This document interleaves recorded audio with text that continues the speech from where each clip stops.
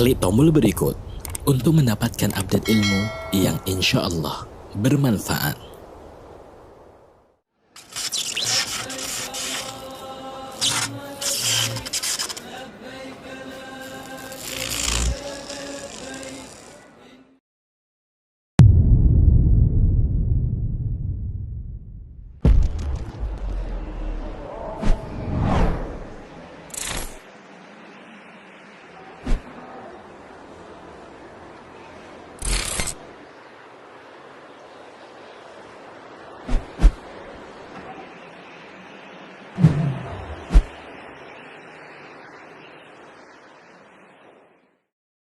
Tema yang diangkat dalam kajian ini adalah mengoptimalkan amalan Ramadan kita, insya Allah. Baik, yang insya Allah akan kita dengarkan bersama. Anda ingin menyampaikan beberapa peraturan selama mengikuti kajian. Dimohon kepada seluruh peserta untuk bisa menyimak terlebih dahulu. Itu yang pertama, jemaah dilarang menyalakan mikrofon atau berbicara kecuali diizinkan oleh panitia. Kemudian terkhusus untuk ikhwan, disarankan untuk mengaktifkan fitur video sebagai bentuk adab terhadap Ustadz. Selanjutnya, khusus akhwat dilarang mengaktifkan fitur video. Kemudian kepada seluruh jemaah, dimohon untuk bisa mencatat faedah ilmu yang disampaikan oleh Ustadz. Jemaah dilarang menggunakan fitur chat untuk mengobrol ke sesama jemaah. Jika ada yang ingin ditanyakan, gunakan fitur chat dan ketik nama antum, asal antum, lalu ketik pertanyaannya. Kemudian pertanyaan hanya akan dibacakan melalui chat di aplikasi Zoom dan juga via kolom komentar YouTube MT Al-Khansa. Kami juga membuka kesempatan bagi antum yang ingin berdonasi untuk operasional dakwah dapat ditransfer ke nomor rekening 7144387688. Sekali lagi, 7144387688 Bank Syariah Mandiri atas nama Dias Ratnasari. Dan kepada seluruh peserta dimohon untuk tetap mengikuti dan peraturan yang telah kami sebutkan tadi, dan untuk mengefektifkan waktu kita dan mengefisiensikan waktu kita pada siang hari ini, langsung saja kita mulai. Kita persilakan kepada Ustaz Zuna kita, Ustaz Dr. Syafiq Riza Basalmah MA. Hafizahullah, kami persilakan. Fadhal Ustaz. Jazakumullah khairan. Assalamualaikum warahmatullahi wabarakatuh. Alhamdulillah, segala puji dan puja untuk Allah Jalla Jalaluh, Rabbil Alamin. Ingat, kita ini makhluk. Allah lah pencipta kita. Allah lah pencipta alam semesta ini. Allah lah yang memberikan rezeki kepada kita dan kelak kepadanya kita akan kembali. Wa bihi nasta'in ala umurid dunya wad din. Dan hanya kepada Allah kita meminta pertolongan dalam urusan dunia dan juga dalam urusan agama. Ada banyak masalah-masalah agama yang menimpa kita secara personal, secara masyarakat, secara bangsa. Maka kita meminta pertolongan kepada Allah, yang Allah itu maha kuasa atas segala sesuatu. Wassalatu wassalamu ala sayyidil mursalin wa imamil muttaqin qaidil ghirril muhajjalin sayyidina wa maulana Muhammadin wa ala alihi wa ashabihi ajma'in. Ya Allah, semoga salat dan salam senantiasa Engkau curahkan untuk hamba kekasih-Mu, untuk baginda Nabi kita Muhammad alaihi salatu wassalam, untuk keluarga beliau, untuk istri-istri beliau, untuk putra-putri beliau, dan untuk seluruh sahabat Nabi. Semoga Allah meridhai kita bersama mereka. Amma ba'd. Ahibati fillah, hari ini tanggal 4 Sya'ban. Kok terburu-buru Ustaz kayaknya membahas tentang bulan Ramadan? Bukankah masih tersisa 25 hari lagi kita akan masuk ke bulan Ramadan? Ahibati fillah, tahun lalu kita puasa. Tahun sebelumnya kita juga puasa. Sebagian sudah 10 tahun melaksanakan puasa. Ada yang umurnya sudah 40 tahun. Ada pula yang umurnya sudah lebih dari itu. Ada mungkin yang sudah 50 tahun. Dan insya Allah sebentar lagi kita juga akan masuk ke bulan Ramadan. Coba kita perhatikan. Tahun-tahun yang telah kita lewati. Ramadan yang kita lalui. Apakah dari tahun sebelumnya ke sesudahnya itu menjadi lebih baik? Optimal ibadah kita? Atau biasa-biasa aja? Atau bahkan perubahannya menurun? Yang dulu puasa, tahun kemarin bolong puasa. Yang sebelumnya hatam Al-Quran, tahun kemarin nggak hatam Al-Quran. Yang sebelumnya, Masya Allah, iktikaf, tahun ini nggak iktikaf. Bila kita menilik Ramadannya generasi terbaik umat ini, yang kita diperintahkan untuk menjadikan mereka percontohan, maka kita kalau ngelihat Ramadannya orang itu di masa sekarang itu, kalau nggak kuliner, ada sahur keliling, ada buka bersama, mungkin ada ngabuburit, ada banyak kegiatan-kegiatan Ramadan yang sebenarnya tidak mendekatkan kepada Allah, tidak sesuai dengan bulan Ramadan. Kalau kita lihat bagaimana para salafus soleh membaca Al-Quranul Karim. Bulan Ramadan, bulannya Al-Quran. Syahrul Ramadan alladzi unzila fihi Al-Quran. Bagaimana mereka membaca Al-Quranul Karim? Ada yang hatam 3 kali dalam sebulan. Ada yang hatam 7 kali dalam sebulan. Selama Ramadan ada yang hatam 10 kali. Tiap 3 malam dia hatam. Ada yang hatam tiap malam Al-Quranul Karim. Ada yang hatam sehari 2 kali. Seperti itu mereka. Kok bisa Ustaz ya? Sholat malam mereka. Bagaimana mereka sholat malam semalam suntuk sampai waktu sahur. Yang mereka baca dalam sholatnya. Panjangnya ruku mereka. Panjangnya sujud mereka. Doa-doa yang mereka panjangkan. Sedangkan kita ngelihat ada di kampung kita yang sejak kita lahir sampai kita dewasa kayak gitu tuh sholat tarawih. Nggak ada peningkatan. Imamnya kayak diganti. Dari dulu imamnya 10 tahun yang lalu fulan. Wah bacaannya kurang bagus. Wah yang dibaca cuma surat-surat itu aja. Ini bulan Quran. Oke dia imam rawatib ya. Sholat 5 waktu tafadhal. Tapi sholat ini mungkin perlu kita mendatangkan imam. Anda lihat sebagian masjid Masya Allah. Dia di akhir-akhir ini mereka peduli dengan bulan Ramadan. Imamnya itu didatangkan dari luar kota. Yang hafal Al-Quran. Yang suaranya indah. Suruh jadi imam. Sehingga makmumnya itu yang biasanya sholat merasa lama imam bacaannya, ketika imam ini yang datang Masya Allah. 1 juz lewat. Gak terasa buat mereka. Ada perkembangan. Tapi terkadang di kampung kita, di tempat kita, tetap aja kayak gitu. Berapa tahun? 20 tahun. Imamnya ngebut. Nggak ada keinginan untuk lebih baik lagi dalam bacaannya. Sholat jamaahnya pun. Jamaahnya, kualitasnya pun tambah menurun.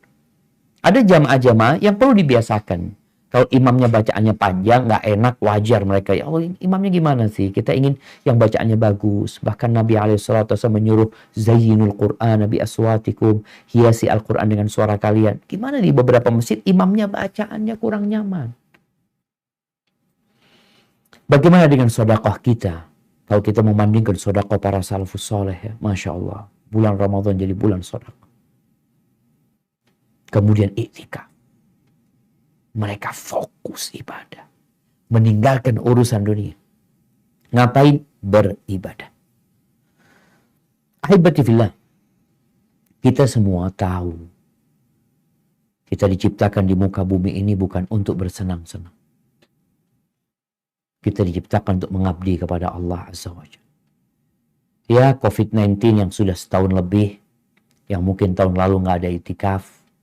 Tahun lalu sebagian masjid tutup, tapi tahun ini insya Allah kita mulai melihat terkendalinya penyebaran COVID-19. Dan semoga diangkat sama Allah Azza wa Jalla. Karena tujuan kita diciptakan untuk beribadah, tapi bukan sembarang ibadah. Semua tahu kita disuruh ibadah. Allah mengatakan liyabluwakum ayyukum ahsan. Untuk menguji siapa di antara kalian yang paling baik amalannya. Yang paling indah ibadahnya. Bukan sekedar sholat. Bukan sekedar puasa. Bukan sekedar zakat. Tapi bagaimana mencapai tingkatan yang paling maksimal. Oleh karena itu, kita perlu mengoptimalkan amalan Ramadan itu ya sejak sekarang ini. Jadi memang Allah memberikan kesempatan yang sama kepada kita semua. Alhamdulillah yang hidup ya. Kemarin bulan Rajab dan kita masuk sekarang bulan Sya'ban. Dan Allah menyediakan kira-kira 2 bulan nih. Ada Rajab, ada Sya'ban. Itu bulan untuk mempersiapkan diri menghadapi bulan Ramadan. Orang yang mendaki gunung yang tinggi. Kita ngelihatlah kawan-kawan kita yang suka mapala ya. Yang mereka suka mendaki gunung. Kira-kira mungkinkah mereka mencapai ke puncak gunung itu tanpa persiapan? Persiapan. Bekal mereka persiapkan. Peta perjalanan mereka juga persiapkan. Biaya kendaraan. Mungkin biaya untuk memberikan kepada pemandu mereka persiapkan. Dan persiapan mereka yang daki gunung beda-beda sehingga hasilnya juga berbeda. Para ulama ketika menyebutkan 2 bulan sebelum Ramadan. Kita bicara sekarang kira-kira sebulan sebelum Ramadan. Mereka sebenarnya berbincang tentang persiapan Ramadan ini sebelum Rajab. Di bulan Jumadal Akhirah, mereka sudah mempersiapkan diri untuk Ramadan. Sehingga kalau antum lihat kenapa mereka mampu untuk menghatamkan Al-Quran tiap 3 malam. Kok anak nggak mampu? Ya antum nggak persiapan. Maka kita masih punya kesempatan untuk mempersiapkan diri. 25 hari. Mereka mengatakan Syahrul Rajab, Syahrul Taubah. Bulan Rajab itu bulan Taubat. Wa Sya'ban Syahrul Mahabbah. Bulan cinta. Bulan Sya'ban itu. Di mana bulan diangkatnya amal. Wa Ramadan Syahrul Qurbah. Sudah taubat, berusaha mencintakan diri kita kepada Allah. Bulan Ramadan ada bulan mendekatkan diri kepada Allah SWT. Ada lagi yang mengatakan Rajab Syahrul Ibadah. Rajab itu bulan untuk beribadah. Sya'ban Syahrul Zahadah. Sya'ban bulan untuk zuhud. Jangan mengejar dunia terus. Puasa di bulan Sya'ban ini udah mulai puasa. Nah. Ramadan Syahrul Ziyadah. Ramadan bulan untuk menambah ibadah, menambah kezuhudan kita. Dhunnun al-Misri mengatakan Rajab li tarkil afat. Rajab itu bulan untuk meninggalkan dosa-dosa. Karena kita tahu bulan Rajab ini bulan haram. Memang tidak ada amalan khusus yang ditekankan, dilakukan di bulan Rajab. Tapi di bulan itu kita meninggalkan dosa-dosa. Allah mengatakan fala tadlimu fihinna anfusakum.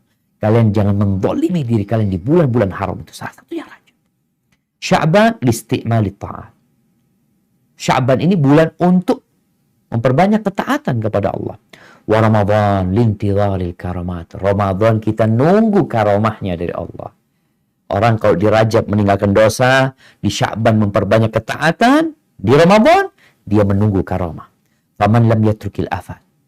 Barang siapa yang tidak meninggalkan kesalahan-kesalahan, tidak meninggalkan penyakit-penyakit di bulan Rajab. Walam yasta'mil ta'at dan tidak memanfaatkan bulan Sya'ban untuk ketaatan, maka dia nggak perlu menunggu karamah. Dia termasuk orang-orang yang dilupakan. Beliau juga mengatakan Rajab Syahrul Zar. Rajab itu bulan untuk menanam. Sya'ban Syahrul Saqi. Sya'ban itu bulan untuk merawat, menyirami. Wa Ramadan Syahrul Hasad. Dan Ramadan itu bulan untuk panen. Wa kullun yahsud ma yasr. Ingat, semua akan menuai, akan memanen apa yang dia tanam. Wa yujza ma sana. Dan dia akan mendapatkan balasan atas apa yang dia kerjakan. Wa man dhayya'a zira'ah nadima yauma hasadi. Barang siapa yang menelantarkan masa penanaman itu, maka dia akan menyesal pada hari orang-orang sedang panen. Dan dia akan hidup dalam kesengsaraan. Alhamdulillah. Kita ini sedang berada di arena perlombaan. Kita berada di medan pertandingan. Kalau Anda baca berita katanya Indonesia dikeluarkan dari pertandingan All England main bulu tangkis kalau nggak salah, marah-marah ya. Gimana kalau antum dikeluarkan dari pertandingan menuju ke surga Allah? Dari perlombaan ini antum dikeluarkan. Padahal terbuka, semua bisa ikut. Tapi antum mengeluarkan diri. Apa nggak seharusnya antum marah sama diri antum? Ketika manusia berlomba-lomba menuju kepada Allah, bukan untuk mendapatkan medali yang ada di dada, bukan untuk mendapatkan uang yang akan habis ditinggal, tapi untuk mendapatkan surga yang luasnya seluas langit dan bumi. Apa yang antum kerjakan? Persiapan antum gimana? Allah berfirman di surah Ali Imran ayat 133. Apa kata Allah?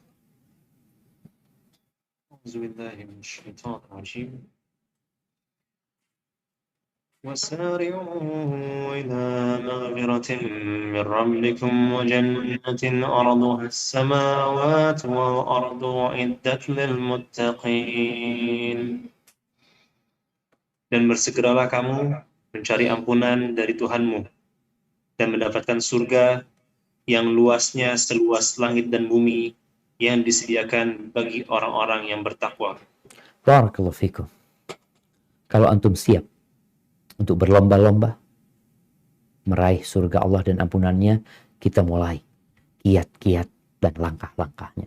Langkah yang pertama, karena Ramadan bulan panen, maka antum harus tanam sebelum Ramadan.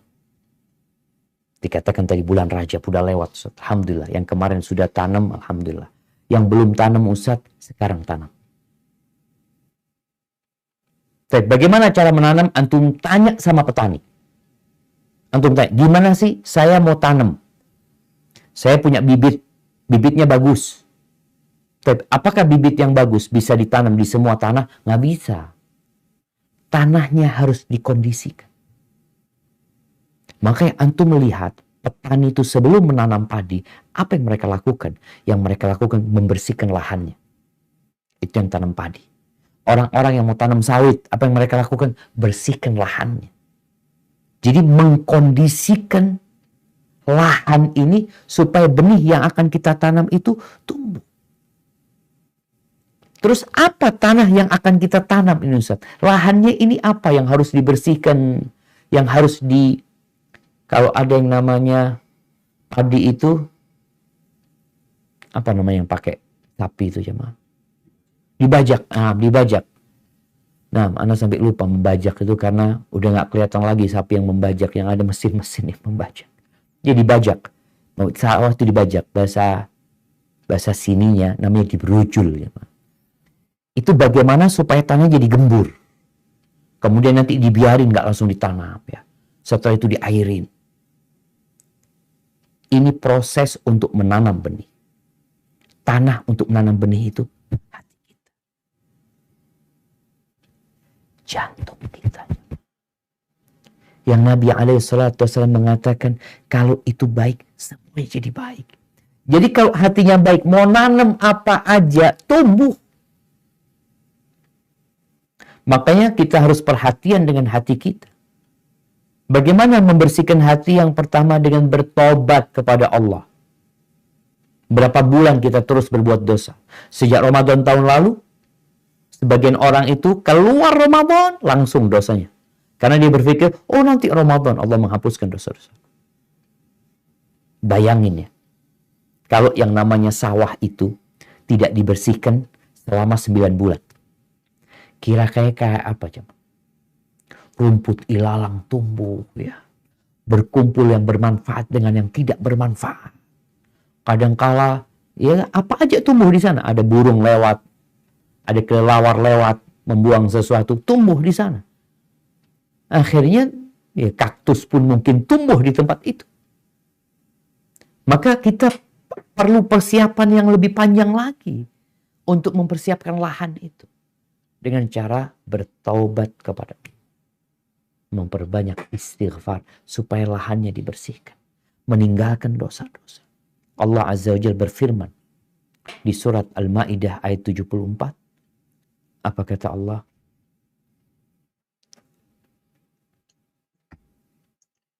أفلا يتوبون إلى الله ويستغفرونه الله غفور رحيم. Mengapa mereka tidak bertaubat kepada Allah dan memohon ampunan kepadanya? Allah Maha Pengampun, Maha Penyayang. Barakallahu fikum. Ahibati fillah. Kalau antum masih menunda taubat sampai bulan Ramadan, maka yang ditakutkan tanah lahan untuk bercocok tanam ini sulit untuk ditanam di waktu yang cepat. Jangan menunda taubat. Hari ini, sekarang ini, bertobatlah kepada Allah Azza wa Jalla. Dan Allah itu cinta kepada orang yang taubat. Wat-taubatu tajubbu ma qablah. Taubat itu menghapuskan yang sebelumnya. Jantung nih yang tumbuh dengan berbagai macam tanaman yang merusak, ya, yang beracun. Ketika engkau bertobat kepada Allah, bersih itu jantung. Dan Nabi SAW menggambarkan, innal abda idza aznaba dzam. Sesungguhnya seorang hamba tatkala dia berbuat dosa, maka akan ada noktah hitam di hati. Kalau dia bertobat, dia beristighfar, meninggalkan dosa tersebut, suqila qalbu. Hatinya jadi bersih. Tapi kalau dia kembali berbuat dosa, kembali lagi tuh noktah hitam. Terus tambah sampai menutupin hatinya. Sehingga mau ditanamin apa? Tanahnya mau tanamin apa? Makanya kadang-kala orang itu dikatakan, aku punya lahan, bagus lahannya. Coba mungkin bisa ditanamin apa? Datang ke sana, aduh ini butuh biaya besar ini. Butuh biaya besar nih, tanahnya nggak layak. Banyak pohon-pohon yang mengganggu. Makanya kadang-kala orang nggak kepingin keluar duit banyak, dibakar tuh hutan. Mereka ingin mempersiapkan lahan dengan membakar itu hutan. Ada orang-orang yang seperti itu. Tapi nggak mungkin dengan hatimu, kau mau membakar hatimu. Maka terangi hatimu dengan bertobat kepada Allah Azza wa Jalla. Baik. Setelah itu, ini masih proses penanaman. Bersihkan hati juga. Bukan cuma dari, ya kita meninggalkan dosa-dosa dengan bertobat. Ada satu penyakit hati yang merusak proses penanaman kebaikan. Yaitu riya. Yang lebih parah adalah kesyirikan. Wariya'u minasyirik. Dan riya itu termasuk dari kesyirikan. Kita semua tahu, syarat diterimanya amalan dua. Yang satu berurusan dengan hati kita, yang satu berurusan dengan raga kita. Yang berurusan dengan hati kita adalah niat. Innamal a'malu binniyat. Coba antum lihat. Selama berbulan-bulan ini, antum sholat, alhamdulillah. Antum sedekah, antum mungkin puasa sunnah, antum ngaji. Coba antum perhatikan. Apakah semuanya lillahi ta'ala atau tidak? Atau ternyata ada selain Allah dalam amalan. Nggak ada gunanya. Nggak ada gunanya beramal soleh kalau riya. Kata Allah Azza wa Jalla dalam sebuah hadis qudsi. Man amila amalan asyraka fihi ma'i ghairi taraktuhu wa syirka. Barang siapa yang beramal suatu amalan lalu dia sisipkan selain aku di dalam niatnya dia itu. Dalam amalan dia itu, maka aku tinggalkan dia dengan yang aku disekutukan dengannya. Allah itu nggak butuh dengan sekutu. Maka bersihkan kita dari syirik besar dan syirik kecil. Setelah itu ada penyakit lain nih. Penyakit kedengkian. Ada dengki kepada saudara kita. Ada hasud. Ada iri. Gimana kita mau tanam kebaikan di tempat yang tanahnya itu makan tanaman? Antum taruh tanaman, besok mati tanaman. Apa itu? Kedengkian nih. Yang dapat memakan kebaikan-kebaikan sebagaimana api memakan kayu bakar. Di bulan Sya'ban ini, Rasulullah Sallallahu Alaihi Wasallam bersabda di dalam hadis yang diriwayatkan Ibnu Majah dan Ibnu Hibban dan disahihkan oleh Syekh Albani rahimahullahu taala, innallaha la yattali'u fi lailatin nisfi min Sya'ban. Sesungguhnya Allah Azza wa Jalla memandang kepada hamba-hambanya pada malam nisfu Sya'ban. Fayaghfiru li jami'i khalqih illa li musyrikin aw musyahid. Allah mengampuni semua ciptaannya kecuali dua jenis manusia. Yang pertama yang musyrik, yang melakukan kesyirikan. Musyrik besar, musyrik kecil. Allah tidak mengampuni. Au musyahid, atau orang yang menyimpan kedengkian sama saudara. Hati-hati dengan orang-orang yang tidak bertegur sapa dengan saudaranya sesama muslim, apalagi dengan sesama kerabat. Dalam hadis riwayat Imam Muslim, Rasulullah sallallahu alaihi wasallam mengatakan, "Tuftahu abwabul jannah yaumal itsnaini wa yaumal khamis." Pintu-pintu surga dibuka pada hari Senin dan Kamis.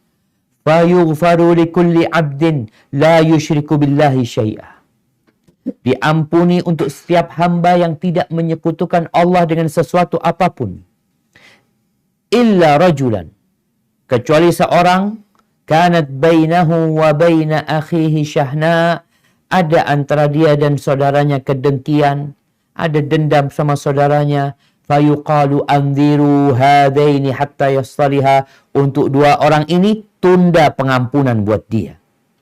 Ada orang yang kasih remisi, dikasih apa lagi, ampunan. Ini orang gara-gara dia ada kedengkian sama saudaranya, ada dendam sama saudaranya, dikatakan tunda buat dua orang ini. Anziru hadaini hatta yassaliha. Tunggu dua orang ini jangan diampuni sampai mereka baikan. Sampai 3 kali Nabi SAW menyebutkan hal ini. Maka segeralah. Ini untuk mengkondisikan hati. Kita ini masih lahannya jemaah. Lahannya ini supaya layak untuk ditanamin. Seharusnya bukan di bulan Sya'ban, di bulan Rajab kemarin tuh. Udah siap lahannya. Bulan Sya'ban tinggal nyiramin. Benihnya udah ditanam kemarin. Tapi ada yang belum. Maka segeralah. Sambung rahim. Sambung rahim. Kita tahu rahim yang paling dekat adalah kedua orang tua kita.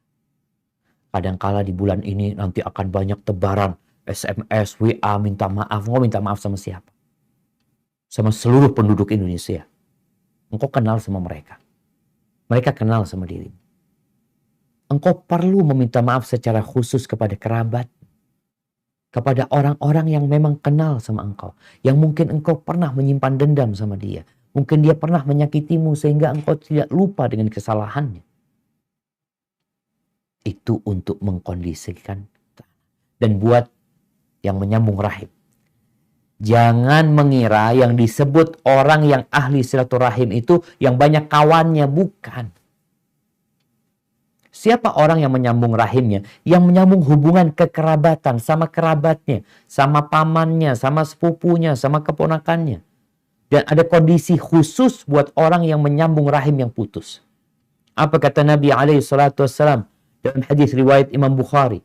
Laisal wasil bil mukafi. Orang yang menyambung rahim itu bukan orang yang sudah balas-balasan. Dia datang, ana datang. Dia berbuat baik, ana berbuat baik. Ini ya udah biasa, udah nyambung. Udah nyambung. Tapi yang dikatakan orang yang menyambung itu adalah orang idza quti'at rahimuhu wasalaha. Kalau rahimnya diputus, dia nyambung, diikat lagi sama dia. Diputus sama keluarganya, dia sambung lagi. Diputus sama dia sambung. Itu yang namanya al-wasil. Yang akan mendapatkan sambungan dari Allah. Allah mengancam, hai manusia yang memutuskan rahim. Gara-gara urusan harta. Gara-gara urusan sakit hati karena ucapan. Jangan sampai kau memutuskan. Orang-orang berbuat salah, engkau juga berbuat salah. Rahim itu ketika diciptakan oleh Allah, dia bergelantungan di arsy Allah. Dia mengatakan, hadza maqamul a'idzi bika. Ini makomnya yang minta perlindungan kepadamu. Lalu Allah mengatakan, ama tardaina an asila man wasalaki. Setelah siap hatinya, baru antum menanam. Tanaman pertama itu adalah bayar utang, yang punya utang. Bayar utang Ramadan. Udah nggak ada waktu lagi. Kemarin katanya nanti Syawal. Syawal, puasa Syawal enggak. Nanti Dzulqa'dah nggak bayar. Nanti Dzulhijjah, kan ada 10 awal Dzulhijjah, hari-hari yang mulia, nggak puasa juga. Oh, nanti di bulan Muharram nggak puasa. Sampai sekarang nih, nggak ada kesempatan lagi. Kecuali sekarang. Nggak boleh nunda lagi nanti. Tapi ada orang yang memang suka berhutang. Kita ini termasuk bangsa yang suka berhutang. Cinta banget sama utang. Hari ini bisa ngelunasin, punya uang ya. Anak punya uang umpamanya. Anak punya utang 10 juta. Alhamdulillah punya rezeki 12 juta. Utang ini memang boleh dibayar bulan depan. Sesuai dengan akad. Bayarnya kapan? Terserah Ustaz. Ramadan nggak apa-apa. Tapi engkau punya uang sekarang. Usahakan bayar sekarang. Begitu pula dengan puasa Ramadan. Khususnya mama yang punya utang. Aisyah radhiyallahu ta'ala mengatakan, kana yakunu alayya shaum min Ramadan. Aku pernah punya utang. Utang Ramadan ya. Fama astati an aqdiha. Aku nggak bisa melunasinya. Illa fi Sya'ban. Kecuali di bulan Sya'ban. Lima kanati Rasulullah SAW. Karena Aisyah menghargai Nabi SAW. Ya. Kecuali di bulan Sya'ban. Baru bayar. Inilah istri. Karena istri itu ya, ada suami yang butuh sama pelayanan dia. Ini.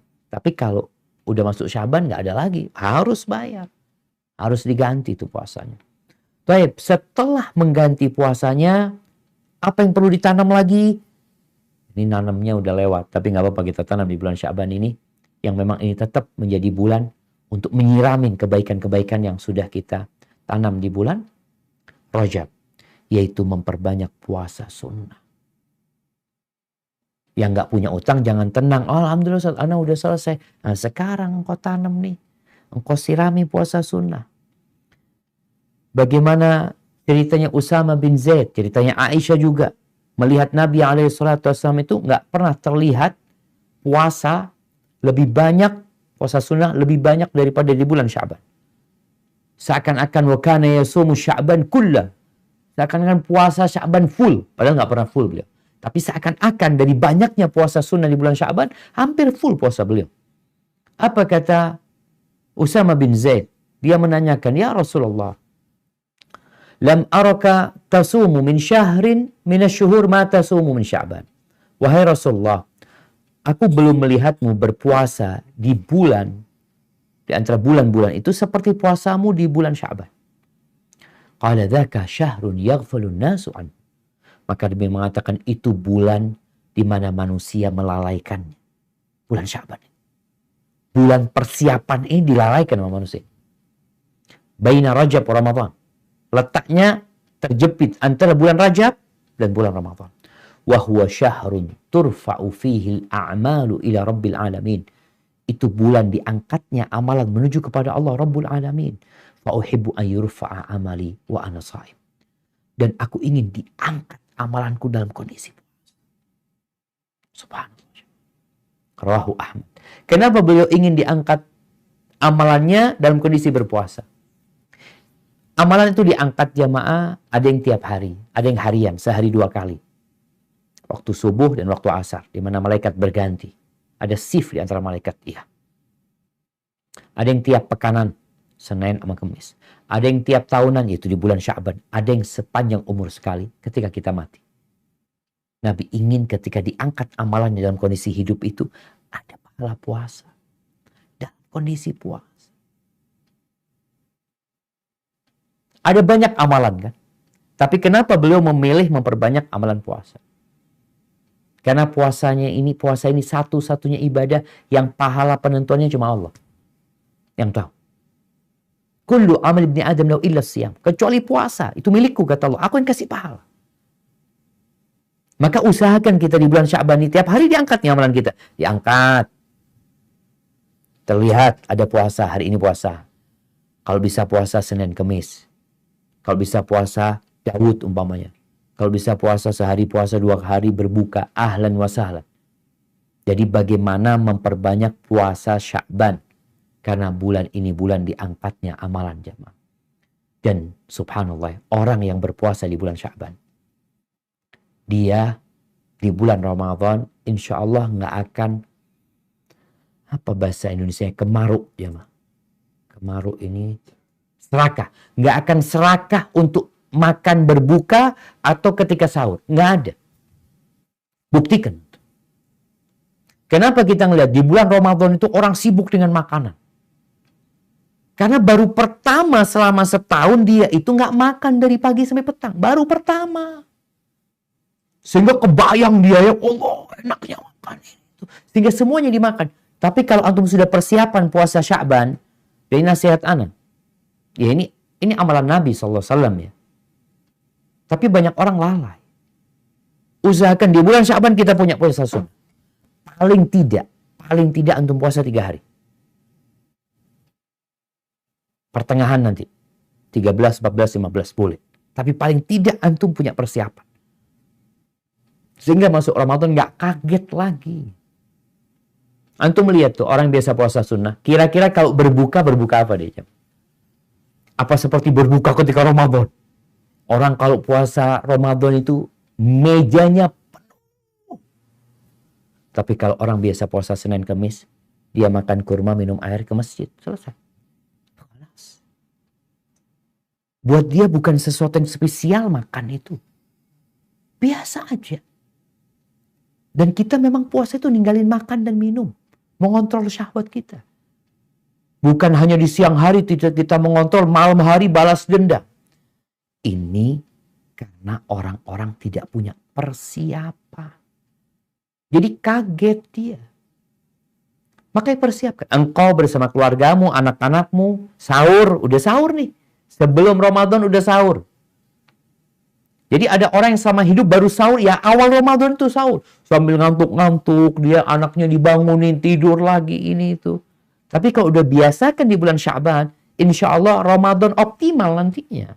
Jadi Ramadan itu tinggal panen. Di sini nih kita nyiramin. Siramin lagi. Sampai pokok itu kokoh, Ramadan antum tinggal panen. Dan bicara pintu surga yang sering kita dengar, khotib itu sering menyampaikan tentang pintu surga yang namanya Ar-Rayyan. Pintu bagi orang-orang yang berpuasa. Itu bukan untuk yang puasa Ramadan. Itu untuk yang rajin puasa sunnah. Bukan puasa Ramadan. Kenapa? Kalau Ramadan kan semua umat Islam puasa. Apa bedanya ana sama antum? Apa bedanya masyarakat yang memang ini rukun Islam, mau nggak mau mereka wajib.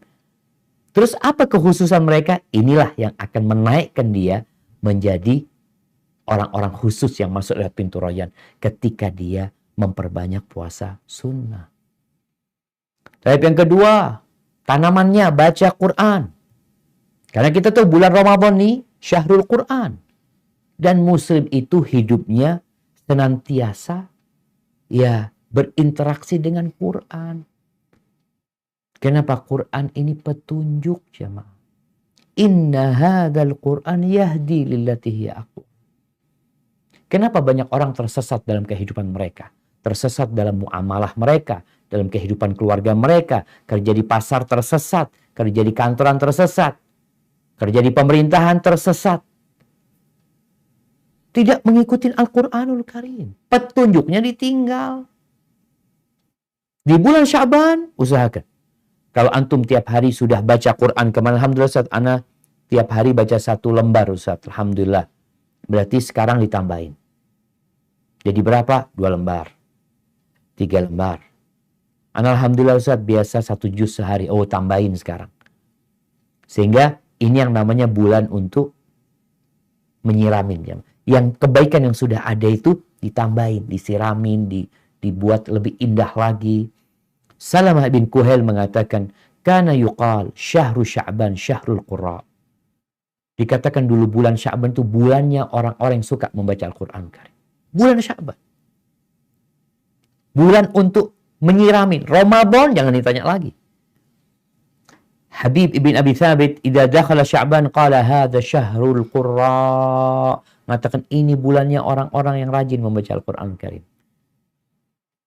Amr ibn Qais Al-Mullai, salah seorang tabi'in, dia mengatakan idza dakhala Sya'ban, dikatakan dia itu kalau sudah masuk bulan Sya'ban, aghlaqa hanutahu. Tokonya dia tutup. Bukan bulan Ramadan dia tutup, bulan Sya'ban sudah dia tutup. Kenapa? Dia ingin fokus membaca Al-Quran. Ahibati fillah, kalau kita lihat, apa sih isinya Quran? Kenapa kita belum tertarik baca Al-Quran? Apalagi mentadabburi. Ya karena kita nggak ngerti, kita nggak memahaminya. Padahal alhamdulillah terjemahan ada, tafsir ada. Abdullah bin Mas'ud radhiyallahu anhu mengatakan, idza aradtumul ilm, kalau kalian ingin ilmu, fanthurul Qur'an, maka bukalah lembaran-lembarannya itu, buka. Kalau ingin ilmu, fa inna fihi ilmal awwalin wal akhirin. Di sana itu ada ilmu orang-orang yang terdahulu dan ilmu orang-orang yang akan datang. Ilmunya Allah, sebagian ilmunya Allah, Al-Quran ini yang Allah turunkan dengan ilmunya. Kemudian ahibati fillah, Al-Hasan Al-Basri mengatakan, wallahi ma dawwana Al-Quran. Afwan, bukan ucapan Hasan Al-Basri. Ini ada ucapan Uthman bin Affan radhiyallahu anhu. Lau tahuratil qulub ma lam tashba' min qira'atil Quran. Lau tahurat qulubukum ma syabi'at min kalami rabbikum. Kalau hati kalian itu bersih, maka kita bicara bersihkan. Kalian nggak akan puas membaca Al-Quran. Nggak akan. Kenapa sekarang orang itu baca satu lembar udah capek? Satu lembar, 2 ayat capek. 2 lembar capek. Kenapa Nabi SAW 1 rakaat 5 juz? Kenapa Imam Syafi'i rahimahullahu ta'ala sehari semalam 2 kali hatam Quran di bulan Ramadan? Masalahnya di mana? Masalahnya di wadahnya ini. Lahan untuk cocok tanamnya ini belum dibersihin. Ahibati fillah, Abdullah bin Mas'ud radhiyallahu ta'ala anhu juga mengatakan, inna hadhil qulub aw'iyah. Hati ini wadah. Wadah. Fashghiluha bil Quran. Fashghiluha bil Quran wala tushghiluha bi ghairi. Udahlah, penuhin dengan Quran. Sibukkan dengan Quran wadah ini. Isi dengan Quran, isi dengan Quran. Kita sekarang ini, Allahu Akbar, media sosial jamaah. Dia, kalau bisa semuanya sudah mengatur waktu. Ana buka handphone, ana ada urusan sama IG ana ada urusan sama medsos ana 1 jam sehari. Khalas. Bulan Sya'ban, iya bulan Sya'ban. Diatur udah. Ustaz kajian, kajian mungkin ada waktu tersendiri. Memang buat nuntut ilmu. Tapi sekedar membuka medsos kita. Ada orang yang na'udzubillah. Entah berjam-jam sampai baterai HP-nya itu habis gara-gara medsos yang kurang berguna. Baik, udah. Baca Quran. Yang ketiga apa? Memperbanyak sholat sunnah. Khususnya sholat malam. Yang selama ini sholatnya cuma 5 waktu. Karena nanti di Ramadan itu ada sholat tarawih. Gimana antum bisa panen tuh tarawihnya? Makanya kenapa kita melihat ada orang-orang yang cepat-cepat sholatnya. Karena dia nggak punya sholat malam. Baru pertama dia pikir sholat tarawih itu khusus bulan Ramadan. Sepanjang tahun kita diperintahkan untuk sholat malam. Dan Allah Azza wa Jal di surat As-Sajdah ayat 16 menceritakan penghuni surga itu ngapain aja di malam hari. Sepanjang tahun, bukan cuma Ramadan. Apa kata Allah? Bismillahirrahmanirrahim. تتجافى جنوبهم عن المضاجع يدعون ربهم خوفا وطمعا ومما رزقناهم ينفقون. Lambung mereka jauh dari tempat tidurnya Mereka berdoa kepada Tuhannya dengan rasa takut dan penuh harap. Dan mereka menginfakkan sebagian dari rezeki yang kami berikan kepada mereka. Barakallahu fikum. Ini kerjaan penghuni surga. Lambungnya itu jauh dari tempat tidurnya. Ngapain? Sholat malam, berdoa, memohon kepada Allah. Ada rasa takut, ada rasa harap. Kita ini harapannya dunia, takutnya dunia. Kebanyakan kita. Yang ada dalam benaknya, takut rugi dalam pekerjaannya, berharap keuntungan dari usahanya, urusan dunia. Engkau pernah nggak berpikir kita takut masuk neraka?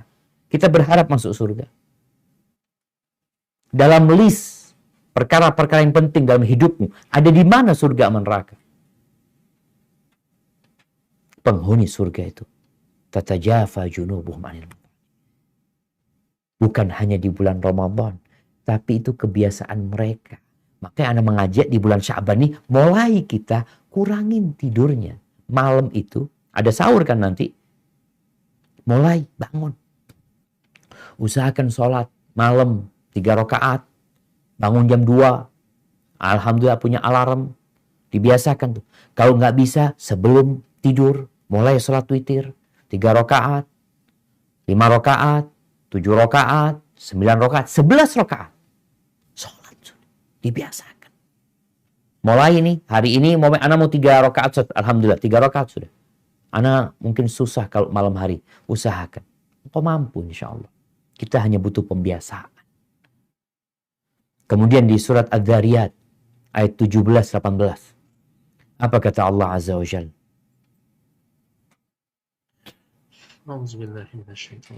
Surat Adz-Dzariyat. Nah, apa? Kanu qalilan minal laili ma yahja'un wa bil ashari hum yastaghfirun. Mereka sedikit sekali tidur pada waktu malam, dan pada akhir malam mereka memohon ampunan kepada Allah. Allahu Akbar. Sedikit tidurnya. Kita sedikit tidurnya ngapain? Allah sebutkan mereka sedikit tidurnya berdoa. Mereka sedikit tidurnya sholat. Mereka sedikit tidurnya ngapain? Beristighfar, mohon ampun sama Allah Subhanahu wa ta'ala. Maka kayaknya ini yang perlu kita tanam. Itu sholat malam. Sholat sunnah duha. Jangan tinggalin sholat duha sudah. Usahakan. 2 rakaat. Bisa 4 rakaat. Alhamdulillah. Qobliyah, ba'diyah. Dijaga. Ini demi ketika masuk Ramadan, antum bisa berlari sekuat-kuatnya untuk panen pahala. Kenapa? Tubuh antum udah siap. Hatinya siap, udah dibersihkan. Mata kita udah siap dilatih. Raga kita udah siap juga untuk tidak tidur, kecuali sedikit. Maka diusahakan. Mulai malam ini, tidurnya lebih awal. Lebih awal lah tidurnya. Sholat di 1/3 malam akhir. Setelah tengah malam kita mau sholat tafadhol. Sebelum subuh mau istirahat lagi, istirahat. Tapi gunakan waktu untuk istighfar. Orang yang tidak biasa jamaah, maka mereka akan melakukan di bulan Ramadan bukan panen pahala mereka. Gimana nggak panen pahala? Mereka di bulan Ramadan di waktu sahur, waktu mustajabnya doa, nonton televisi. Biasanya ada acara sebelum sahur, itu acara apa? Acara ya sahur bersama lah, acara sinetron ini itu macam-macam. Padahal ini waktu mustajabnya berdoa, dikasih tontonan. Buat siapa itu? Buat orang yang tidak mempersiapkan diri. Tapi kalau antum persiapan, antum nggak peduli ada tontonan apa. Kenapa? Ini waktu mustajab. Sebelum Ramadan aja mustajab. Gimana dengan sekarang? Mustajab lagi. Di bulan Ramadan tadi. Maka gunakan waktu itu. Tidur lebih awal, malam bangun, bukan untuk nonton televisi, bukan untuk nonton bola, tapi untuk mendekatkan diri kepada Allah Azza wa Jalla. Habibati fillah, Yahya bin Mu'ad mengatakan, dawaul qulub 5. Obatnya hati itu ada 5. Yang pertama, qiraatul Quran. Membaca Al-Quran. Udah dibersihkan hatinya, dikasih obat. Disiramin dengan membaca Al-Quran. Bitafakkur. Membaca Quran dengan bertafakkur. Wa khala'ul batan. Perutnya dikosongin. Jangan kenyang-kenyang terus hidupnya. Wa qiyamul lail. Dan bangun malam. Wat-tadarru' inda sahar, di waktu sahur itu bermunajat memohon kepada Allah. Yang kelima, wa mujalasatus salihin, kumpul sama orang-orang soleh. Maka antum lihat kumpulan antum siapa di bulan Sya'ban ini. Dengan siapa antum berkumpul? Kalau ternyata kumpulan antum tetap nggak berubah di bulan Ramadan, sama aja. Kawan-kawannya tetap bukan kawan-kawan yang mendekatkan diri kepada Allah. Tapi kalau kawan-kawan antum itu kawan-kawan yang suka membaca Al-Quranul Karim, suka bangun malam, alhamdulillah. Kemudian yang perlu diperbanyak juga di bulan Sya'ban adalah memperbanyak doa. Berdoa kepada Allah. Nggak semua orang bisa berdoa. Seharusnya semua orang bisa berdoa. Tapi ternyata banyak orang yang hanya bisa amin. Kalau ada yang mimpin doa baru dia amin. Tapi dalam keseharian dia nggak pernah doa minta sama Allah. Maka persiapkan buku doa. Beli buku doa Nabi SAW. Baca doa-doa dari Al-Quran. Kapan? Dibaca di waktu-waktu luang antum. Khususnya di waktu-waktu mustajab. Antara azan dan qomat. Persiapan sekarang. Ramadan, Masya Allah, antum udah fasih berdoa. Fasih memohon kepada Allah. Karena di tengah-tengah ayat tentang puasa itu, Allah mengatakan, wa idza sa'alaka ibadi anni fa inni qarib ujibu da'watad da'i idza da'an falyastajibu li wal yu'minu bi la'allahum yarshudun. Apabila hamba-hambaku bertanya kepadamu tentang aku, maka sesungguhnya aku dekat, aku kabulkan doa orang-orang yang memohon kepada aku. Jadi Allah tuh tahu sama kebutuhan kita, tapi kita disuruh minta. Ada proposal yang diajukan. Mulai bulan Sya'ban. Sehingga bulan Ramadan antum udah fase berdoa. Kemudian memperbanyak zikir. Zikir. Di bulan Sya'ban. Iya, ini kan tadi bulan nyiramin kebaikan sudah di sini. Kita tahu orang yang berzikir kepada Allah dan orang yang tidak berzikir kepada Allah, permisalnya seperti apa? Seperti orang mati sama orang hidup. Orang yang nggak berzikir itu bangkai, walaupun bisa berjalan. Maka usahakan. Ada zikir yang paling minimal adalah zikir yang berkaitan dengan kegiatan-kegiatan kita.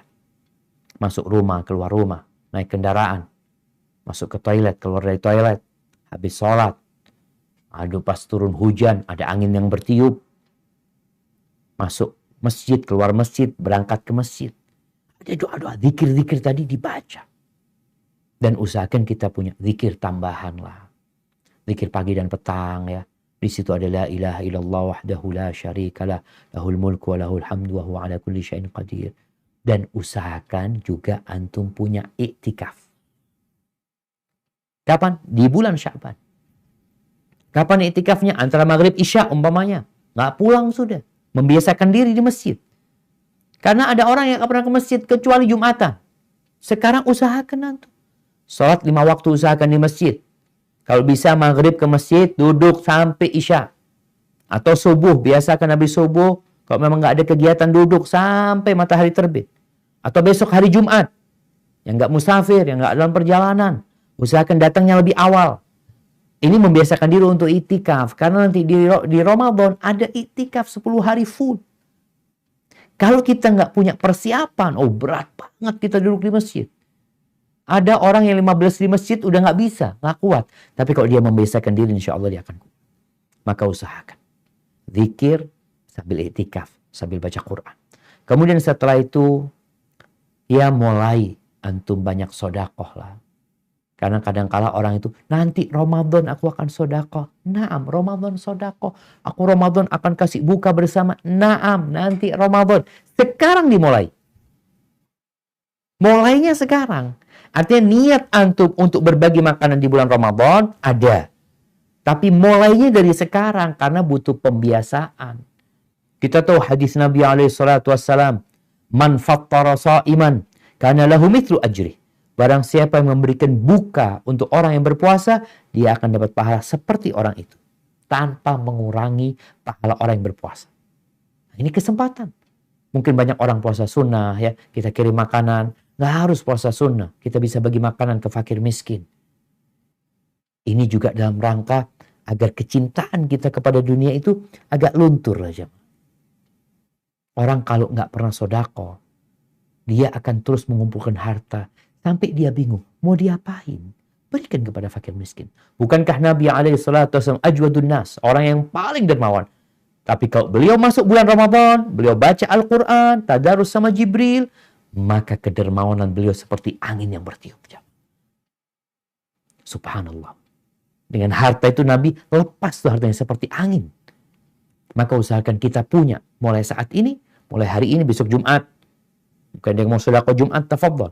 Nggak harus hari Jumat, hari Sabtu pun, Ahad, kita punya kelebihan rezeki. Perhatikan tetangga-tetangga kita yang miskin, mulai berbagi dengan mereka. Kemudian jamaah yang terakhir, kita punya masalah dengan lisan kita dan dengan yang di bawah perut kita. Perlu kita menjaga syahwat ini. Nanti di bulan Ramadan itu kan memang bulan menahan syahwat.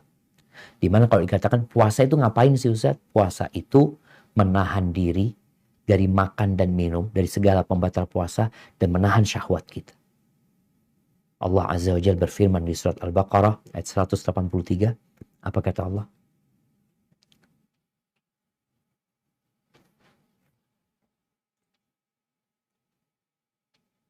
A'udzubillahi minasyaitonirrajim. Ya ayyuhallazina amanu kutiba alaikumus siyamu kama kutiba alal ladzina min qablikum la'allakum tattaqun. Wahai orang-orang yang beriman, diwajibkan atas kamu berpuasa sebagaimana diwajibkan atas orang sebelum kamu agar kamu bertakwa. Barakallahu fikum.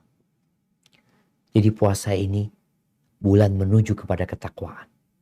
Dan di antara ketakwaan adalah menjaga lisan dan kemaluan kita. Mulut kita dijaga. Memang mulut kita dijaga dari makan dan minum ya ketika Ramadan. Tapi kita perlu menjaga mulut kita dari ucapan-ucapan yang tidak pantas. Maka mulai saat ini, udahlah komentar-komentar, kau nggak perlu komentar. Ganti dengan zikrullah, ganti dengan mengingat Allah, ganti dengan berdoa memohon kepada Allah. Kemudian jaga kemaluan kita. Tundukkan pandangan kita, semoga Allah Azza wa Jalla menerima ibadah kita. Dan ingat, Nabi SAW bersabda, man lam yada' qawla zur wal amala bihi wal jahl wal amala bihi. Barang siapa yang tidak meninggalkan ucapan-ucapan ya palsu, kedustaan, ya, penipuan, hoak, perbuatan bodoh, yang tidak meninggalkan itu, maka Allah nggak perlu dia meninggalkan makan dan minum. Apa perlunya? Tujuannya agar engkau bertakwa kepada Allah Azza wa Jalla. Bukan supaya engkau lapar, bukan supaya engkau jadi kurus, bukan. Agar engkau bertakwa kepada Allah. Hadza wallahu a'lam bishawab. Ana kembalikan ke pembawa acara. Jazakumullah khair. Masya Allah, jazakumullah khair Ustaz Syafiq. Masya Allah, alhamdulillah. Kepada seluruh peserta, alhamdulillah kita sudah saksikan tadi bersama materi dari Ustaz kita. Dan sekarang kita akan masuk ke sesi tanya jawab. Karena waktu kita sangat terbatas, jadi kami mohon maaf apabila ada pertanyaan yang tidak terjawab. Dan kami akan utamakan pertanyaan yang sesuai dengan tema insya Allah. Baik. Ustaz, baik. Kita akan mulai dengan pertanyaan pertama, Ustaz. Pertanyaannya dari Ubu Aska. Assalamualaikum.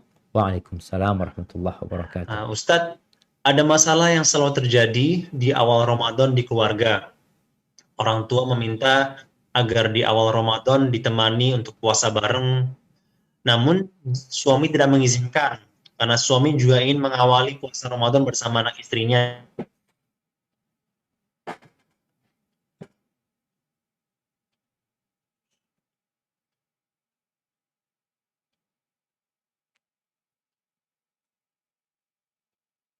Nah, ya kayaknya terputus ya. Jadi semoga tersambung kembali.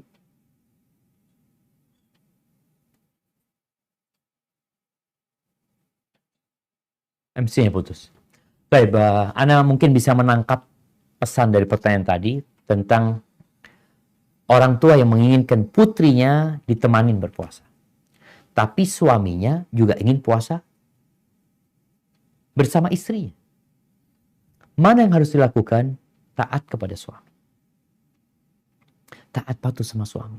Bukankah orang tua dari dulu sudah berpuasa sama anak? Sehingga tatkala anak itu menikah, dia akan bersama suaminya. Dan di dalam agama kita, hanya ada satu pemimpin. Ketika anak itu belum berkeluarga, maka orang tuanya yang jadi komandan. Tapi tatkala putri itu telah menikah, maka dia ikut sama suaminya. Wajib seorang anak perempuan berbakti kepada orang tuanya. Iya, wajib taat, wajib patuh, tapi terbatas dengan izin dari suaminya. Maka dalam kondisi seperti ini, anti minta maaf kepada orang tua, mungkin digantikan dengan sesuatu yang lainnya ya. Kalau urusan berbuka mungkin nggak bisa berbuka sama orang tua, tapi sekarang bisa buka bersama via Zoom. Mungkin orang tua juga ngelihat anaknya berbuka, apa sih yang dimakan di sana ya. Seperti itu, mungkin setelah berbuka baru waktu tarawih ketemu sama orang tua, atau di sore harinya ketemu sama orang tua ya, untuk ya menyenangkan hati orang tua. Tapi tetap engkau lebih wajib taat kepada suamimu. Hada wallahu a'lam bissawab. Nah. Baik Ustaz, izin Anda dengan Zaki, insya Allah dari MC Dery akan nyambung kembali. Jadi sementara Akhi Dery masih belum nyambung, dari Anda dulu Ustaz. Antum kok nggak kelihatan antum? Oh, apa Ustaz? Ustaz. Nah, tafadhal. Ya. Dari Mita, Assalamualaikum Ustadz, Anna Mita dari Bekasi. Izin bertanya, Ramadan lalu Ana uzur haid 10 hari. Tahun ini sudah saya lihat jadwal haid Ana dan diperkirakan di awal dan akhir Ramadan Ana haid. Boleh Ustadz Ana minum pil penunda haid dari dokter? Dan bagaimana hukumnya dalam Islam karena ingin memaksimalkan ibadah di bulan Ramadan? Dan penjelasan Ustadz, jazakallah khair. Masya Allah, barakallahu fiik. Nah, jamaah, berkaitan dengan menggunakan pil haid. Oh, pil apa? Iya, pil untuk menunda haid itu, para ulama membicarakan hal ini. Kalau itu membahayakan wanita, karena sesuatu yang normal kemudian ditahan ya, akan membahayakan tubuh dia, maka jangan. Nggak harus antum, atau nggak perlu antum minum pil penunda haid. Kalaupun dikatakan nanti sah nggak puasanya, sah, nggak ada masalah. Kalau engkau memang nggak datang bulan, berarti puasanya wajib gitu loh. Namun berkaitan dengan bahaya, agama kita ini la dharara wa la dhirar. Tidak boleh ada yang membahayakan dan kita juga nggak boleh membahayakan orang lain. Karena biasanya sesuatu yang natural, kemudian dia ditahan akan membahayakan kepada tubuh orang itu. Kecuali kondisinya memang hajat yang mendesak. Seperti orang yang berangkat umroh, orang yang berangkat haji. Berbeda dengan Ramadan. Kalau Ramadan kan memang udah, kok nggak usah puasa. Terus diganti. Tapi kalau bicara umroh atau haji, kita itu terikat dengan rombongan jemaah haji. Yang mereka pulang momennya tanggal 12. Sedangkan anak ini tanggal 7 itu mulai haid Ustaz. Biasanya seperti itu. Apakah anak perlu minum? Perlu minum ketika itu. Karena kondisi yang mendesak. Adapun dalam kondisi yang seperti sekarang ini, ana rasa anti tidak perlu minum pil penunda haid. Walaupun minum, puasanya sah. Nggak ada masalah. Tapi usahakan tetap natural. Kemudian ada yang diinginkan. Kenapa perempuan itu haid? Allah inginkan dia puasa lagi di waktu lain. Untuk menggantikan puasanya. Bukankah ketika seorang meninggalkan puasa di bulan Ramadan karena haid, dia punya kewajiban menggantinya di hari-hari yang lain. Dan itu berat loh. Nggak sama loh. Jadi para suami ini yang nggak punya utang, biasa aja. Tapi kalau yang punya utang, Allahu Akbar. Dia puasa di saat orang lain nggak puasa. Dia wajib mengganti. Ini suami makan, anak puasa. Dan semoga Allah memberikan pahala sesuai dengan kelelahanmu ketika kau berpuasa mengganti puasa. Hada wallahu a'lam bissawab. Masya Allah. Ustaz. Pertanyaan selanjutnya, boleh iktikaf di rumah Ustaz? Karena di masa pandemi seperti ini, dan jika tidak, bagaimana alternatif cara iktikaf untuk mengatasi di pandemi ini Ustaz? Masya Allah. Nah, ahibati fillah. Kita itu kalau bicara iktikaf di rumah, ya kita tiap hari di rumah gitu loh. Apalagi sejak pandemi ini kan stay at home. Ya memang kita di rumah, nggak kemana-mana gitu loh. Sampai kerjaan pun di rumah.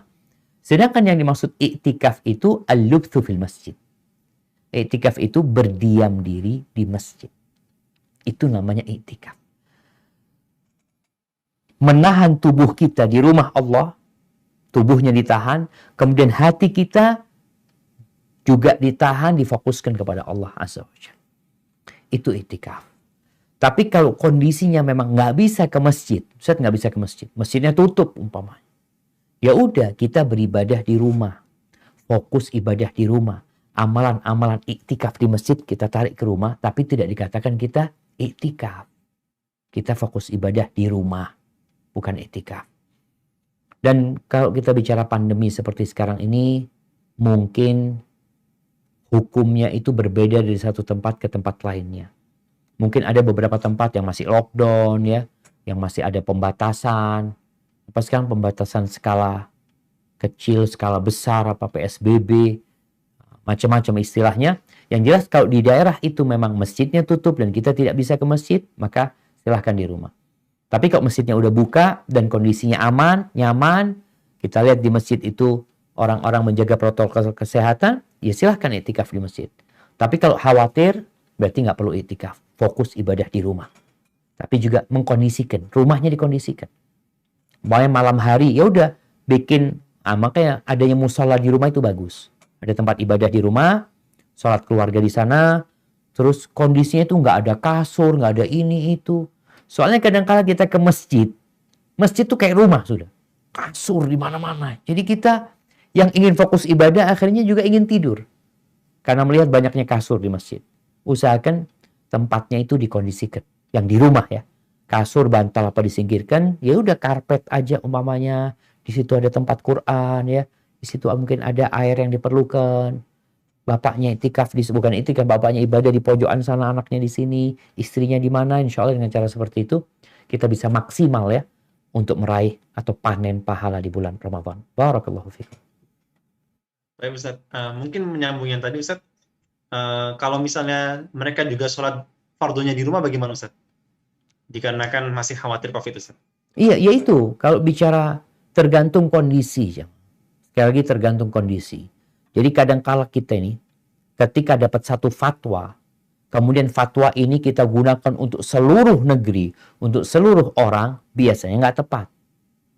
Maka fatwa para ulama itu melihat, ulama ini menfatwakan di mana? Oh, fatwanya ini di Jember umpamanya. Ternyata kondisi Jember ini parah gitu loh. Oh, ternyata fatwanya ini di Bekasi. Enggak, Bekasi aman gitu loh. Jadi kadang-kadang kita menabrakkan fatwa itu, padahal yang sebenarnya kondisinya yang berbeda. Sehingga kalau masih sholat di rumah, umpamanya kalau memang daerahnya ya merah umpamanya. Tapi alhamdulillah sih jamaah, Anda lihat sekarang ini daerahnya sudah mulai menguning, bahkan sudah banyak yang hijau mungkin ya. Tinggal bagaimana kita mempersiapkan diri untuk sholat di masjid, kecuali untuk orang-orang kebutuhan khusus yang mungkin membahayakan dia, ya tafadhal, mungkin ada rukhsah buat dia untuk sholat di rumah. Hada wallahu a'lam bissawab. Baik Ustaz, tadi sempat keputus. Dan lanjutkan, Ustaz, bagaimana jika kita lupa punya hutang puasa atau tidak sejak dahulu? Cara menebusnya bagaimana Ustaz? Jazakallah khair. Barakallahu fikum. Nah jamaah, yang pertama orang itu ada yang ragu. Dia itu ragu, anak ini punya utang apa enggak? Kayaknya punya utang. Jadi dia meragukan dirinya. Atau dia lebih yakin dia punya utang. Maka orang yang seperti ini dia bayar. Tapi kalau dia yakin enggak punya utang. Ketika dia yakin enggak punya utang, walaupun ada sedikit keraguan, maka dia enggak punya utang. Jadi keyakinan itu tidak bisa dikalahkan dengan keraguan. Tapi kalau memang tadi kayaknya anak punya utang ya, cuma berapa ya? Dulu kayaknya pernah ini, ya udah antum ganti. Seperti orang yang sholat, ketika dia ragu, ini 3 atau 4 ya? Ya udah 3, berarti nambah 1 lagi. Begitu pula tatkala antum puasa, antum ragu anak dulu punya utang apa enggak? Kayaknya punya gitu. Ya udah antum bayar. Kira-kira berapa? Kira-kira 3 atau 4, antum bayar 4. Maka di sini jamaah, orang yang punya puasa sunnah itu aman dari hutang. Nggak ada dia pikir, anak punya utang apa enggak. Ya sudah, ketika dia ragu, dia niatkan untuk bayar. Dan kita tahu insya Allah, yang namanya puasa sunnah ini akan dapat menyempurnakan kekurangan-kekurangan di puasa wajib. Hadza wallahu a'lam bissawab. Baik, Ustaz. Pertanyaan selanjutnya. Assalamualaikum Ustaz. Waalaikumsalam warahmatullahi wabarakatuh. Semoga Ustaz dan seluruh tim selalu diberi kesehatan dan semangat untuk berbagi ilmu. Afwan, izin bertanya, apakah boleh kita terus memperbaharui niat dalam suatu ibadah karena khawatir timbul riya? Atau lebih baik kita terus memohon perlindungan Allah dari godaan syaitan?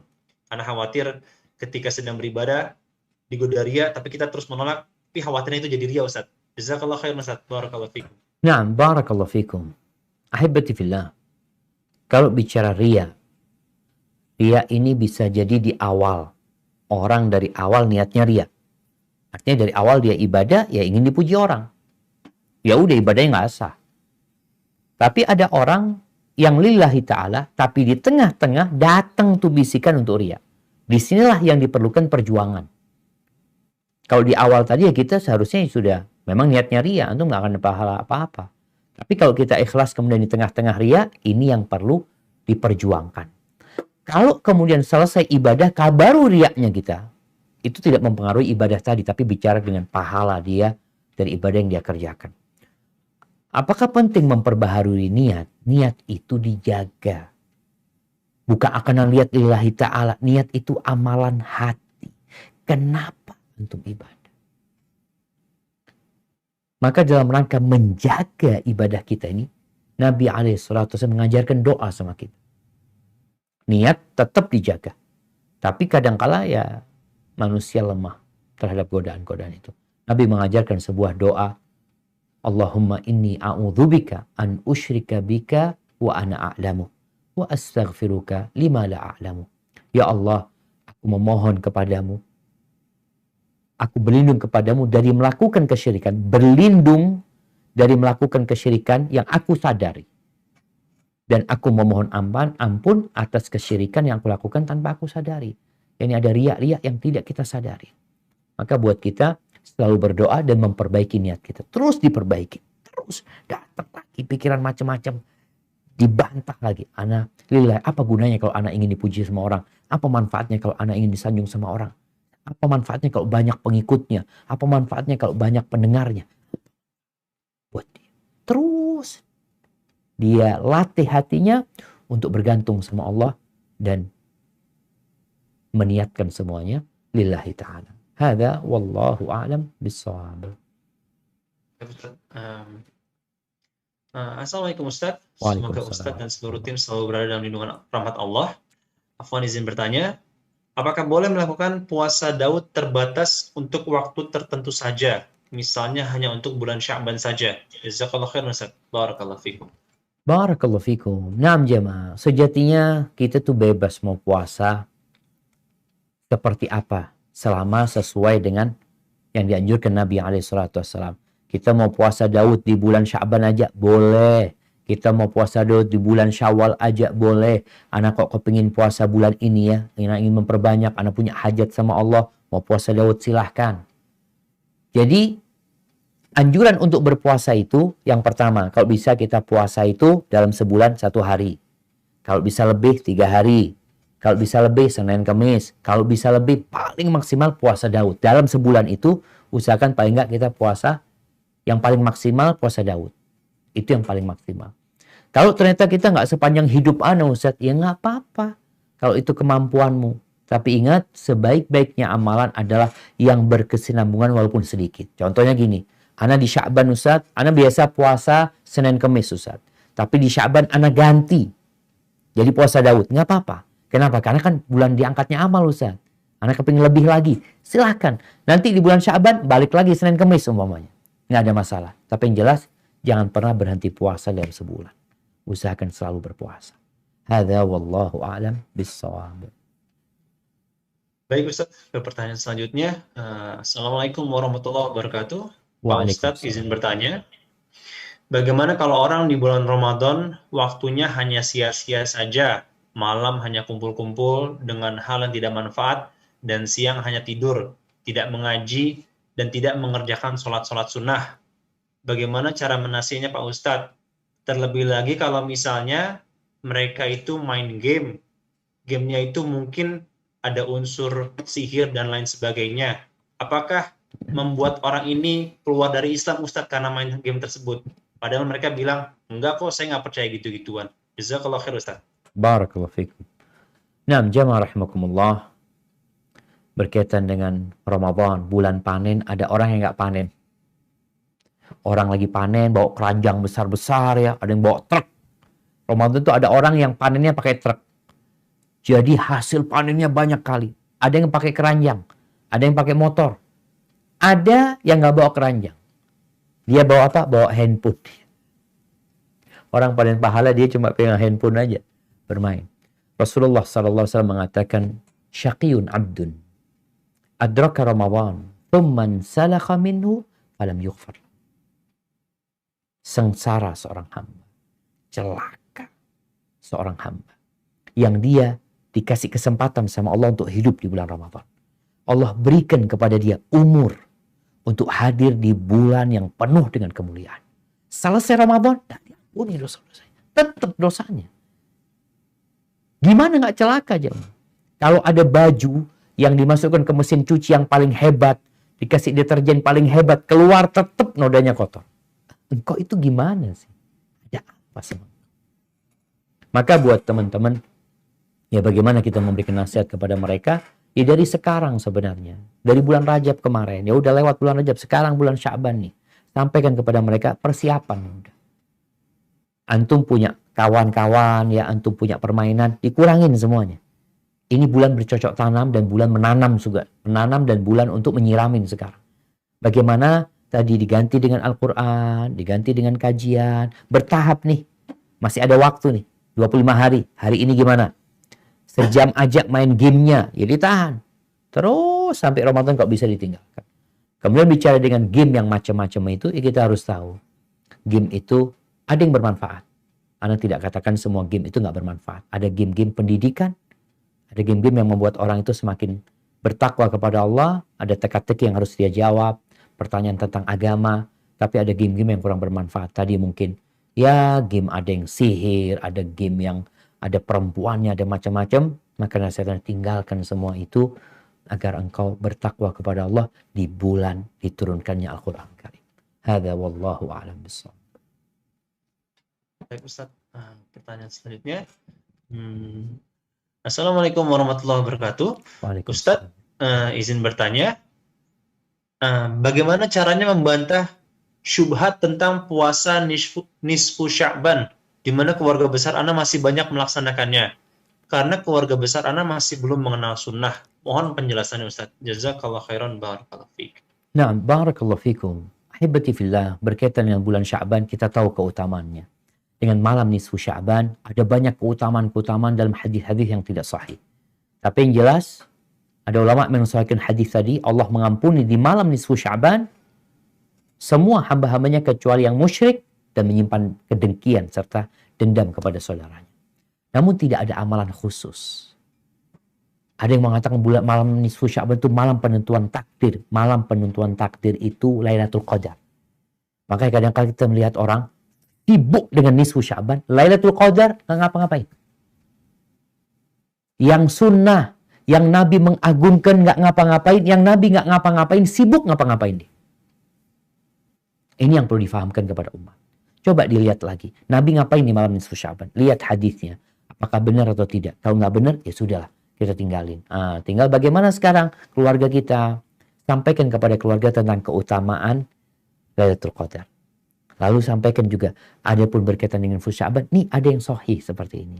Kalau bicara puasa, sampaikan puasa itu Nabi puasa selama bulan Sya'ban itu banyak kali. Dari tanggal 1, mau tanggal 15 puasa, katakan ada puasa tanggal 13, 14, 15, karena memang ini puasa tengah bulan. Bukan hanya di bulan Sya'ban, tapi di bulan Syawal, di bulan Dzulqa'dah, kemudian di bulan Dzulhijjah mungkin yang tanggal 15-nya, atau tanggal 14, 15-nya, kemudian di bulan-bulan lainnya. Itu mungkin yang perlu ditanamkan kepada keluarga. Nggak ada masalah puasa nisfu Sya'ban. Tapi kalau bisa 13, 14, 15. Tinggal masalah keyakinan terhadap hadis yang dhaif, yang lemah, itu yang harus diluruskan. Hadza wallahu a'lam bishawab. Baik Ustaz, selanjutnya Bismillah. Assalamualaikum warahmatullahi wabarakatuh. Afwan, izin bertanya, apa boleh jika seorang anak mau membayarkan hutang puasa ayah rahimahullah yang belum sempat dibayarkan, dan bagaimana caranya? Mungkin teknis niat atau gimana Ustaz? Jazakallah khair atas jawabannya. Nah, barakallahu fikum. Ya, ahibati fillah. Yang pertama, kita perlu lihat apakah orang yang meninggalkan berpuasa itu karena memang dia nggak mampu puasa. Karena ada orang yang nggak puasa karena sakit menaun. Ya udah, bayarnya itu bukan dengan puasa, tapi bayarnya dengan fidyah. Fafidyatun ta'amu wa 'alal ladzina yutiqunahu fidyatun ta'amu miskin. Yang nggak mampu untuk berpuasa itu ya udah ngasih makan orang miskin. Jadi antum lihat kalau orang tua itu meninggalkan puasa karena kondisinya memang sakit menaun, nggak perlu antum ganti puasanya. Yang perlu dilakukan adalah membayarkan fidyah. Tapi kalau enggak, jadi abah itu sakit Ustaz di bulan Ramadan, kemudian dia meninggal. Harapan kita memang ayah itu sehat di bulan Syawal. Tapi tanggal 17 Ramadan dia meninggal dunia. Dia punya utang 17 hari. Di sini para ulama membolehkan. Jadi sebagian mengatakan yang wajib diganti itu puasa nadar, dan sebagian ulama berpendapat seperti itu, puasa wajib pun boleh digantikan oleh keluarganya. Kalau kondisinya tadi, orang tuanya ini sebenarnya ada harapan sehat ya. Tapi dia meninggal dunia, tadi 17 hari itu nggak dibayarin. Maka keluarganya boleh membayarkan dengan berpuasa. Ya niatnya niat menggantikan puasa orang tua. Tapi kalau orang tua sakit menaun, bukan dibayar puasa, tapi dibayar fidyah. Hadza wallahu a'lam bishawab. Baik Ustaz, selanjutnya Assalamualaikum. Waalaikumsalam. Afwan, izin bertanya, Ustaz Syafiq, berkenaan dengan zakat harta, apakah zakat harta boleh dibagi-bagi kepada beberapa orang? Dan apakah harus disebutkan kepada si penerima zakat bahwa itu adalah zakat harta kita? Karena kita di bulan Ramadan kan diperbolehkan untuk bersodakoh. Nah, bagaimana? Apakah boleh kita bersodakoh dengan menyebutkan zakat harta kita, Ustaz? Jazakallahu khair. Barakallahu fikum. Ahibati fillah, berkaitan dengan zakat, ingat zakat ini rukun Islam. Kewajiban bagi seorang muslim yang punya nisab dan telah berputar 1 tahun dari harta dia tersebut. Kewajibannya itu tidak ikut Ramadan, tapi ikut berputarnya harta tersebut dalam setahun. Umpamanya, Ana punya uang 100 juta, tahun lalu Ana alhamdulillah punya rezeki, dikasih orang duit 100 juta.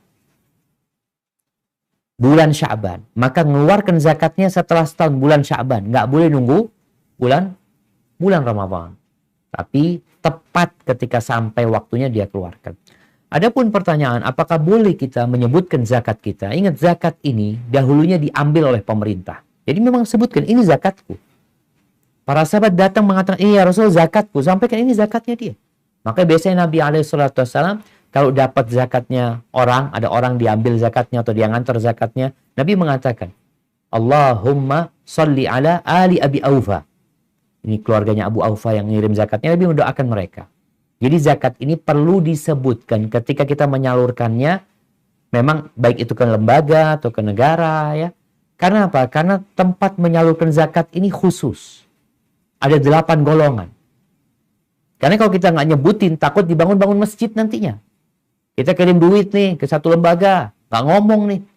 Sama lembaga dibikin untuk acara, umpamanya, ya acara makan-makan bersama, padahal mereka bukan orang-orang yang berhak menerima zakat. Jadi perlu disebutkan.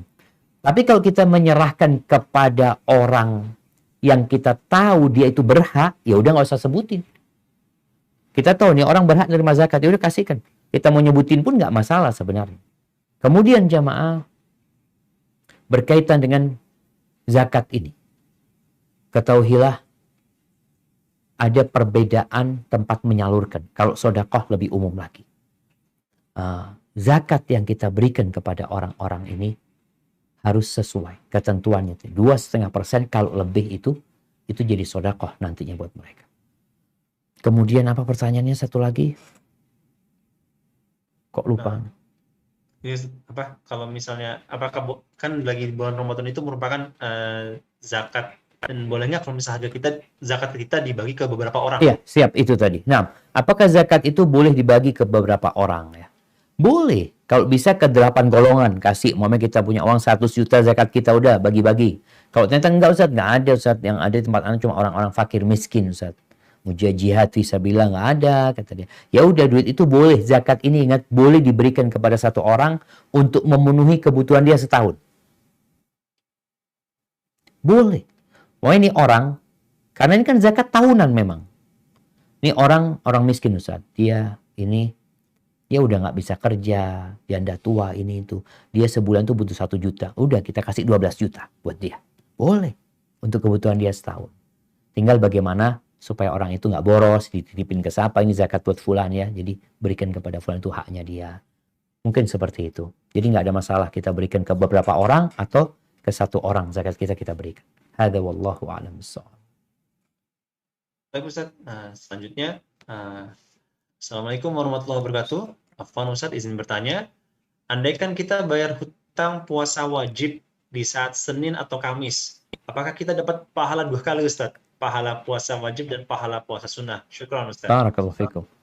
Nah, yang puasa mengqadha utangnya di hari Senin Kamis, dia dapat pahala apa? Dia dapat pahala puasa qadha. Tapi dia dapat keutamaan harinya.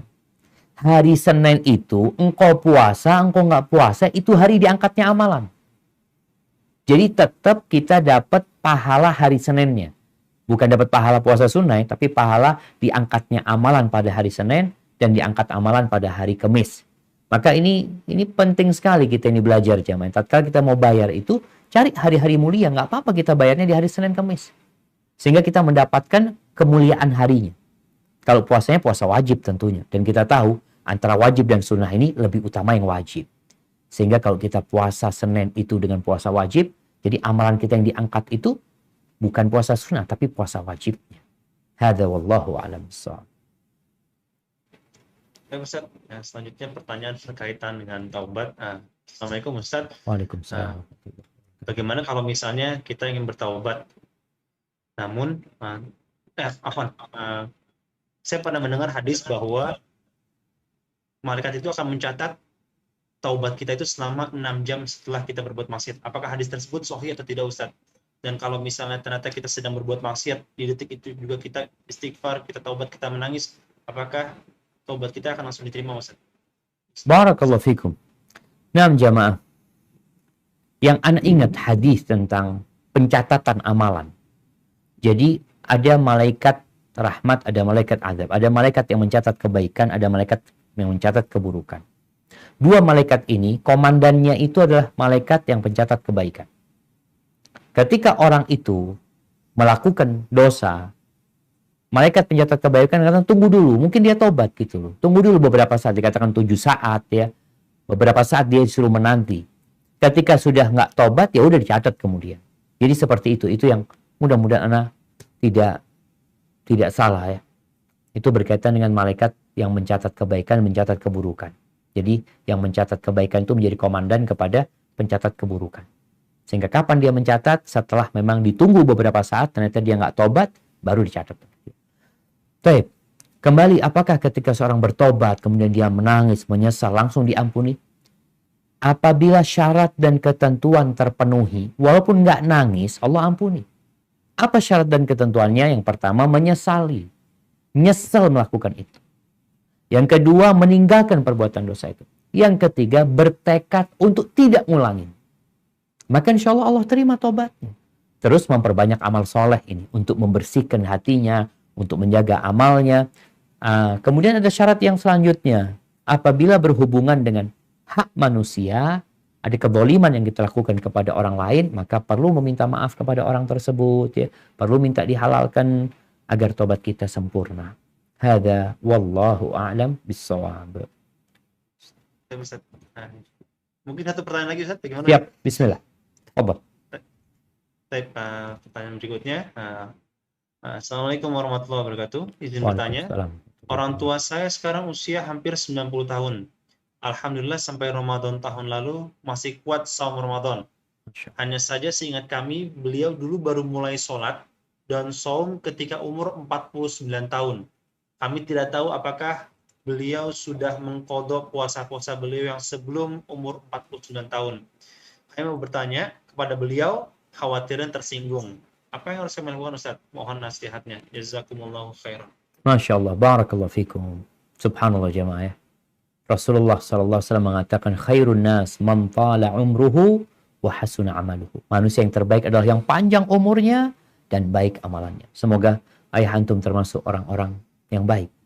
Adapun kalau dia punya masa lalu yang kelam, di mana dia pernah nggak sholat, pernah nggak puasa, bagaimana dia menggantinya?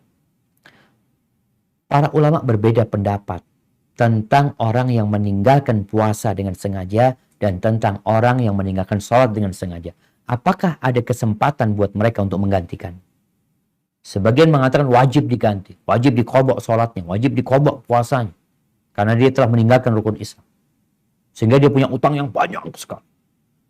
Tapi sebagian ulama mengatakan enggak. Dan lebih condong kepada pendapat yang kedua. Orang yang meninggalkan dengan sengaja nggak ada kesempatan untuk mengganti. Itu dosa besar. Yang boleh mengganti itu yang karena musafir, yang karena sakit. Kalau orang nggak sholat karena ketiduran, karena lupa.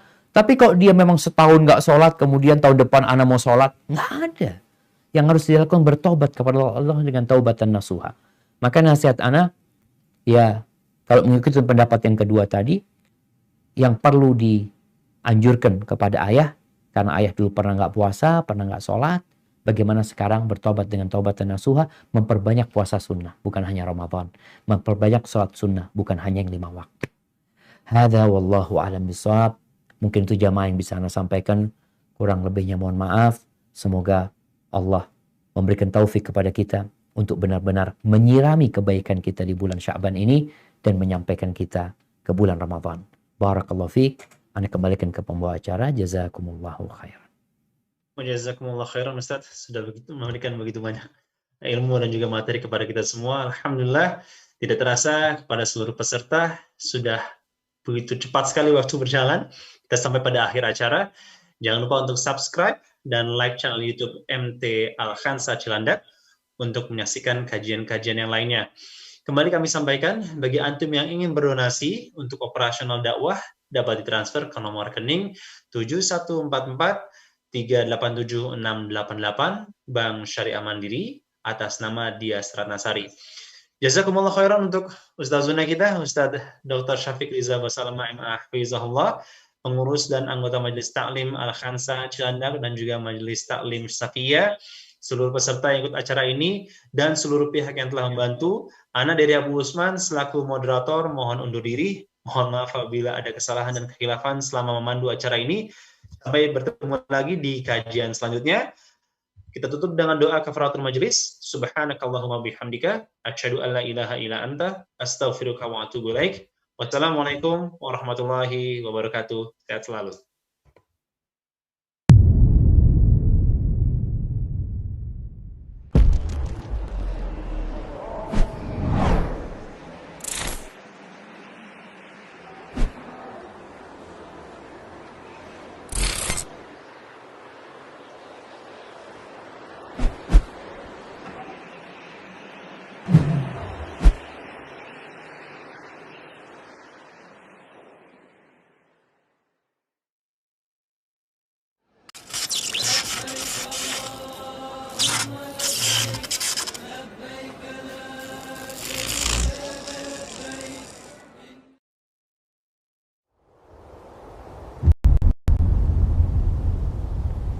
Klik tombol berikut untuk mendapatkan update ilmu yang insya Allah bermanfaat.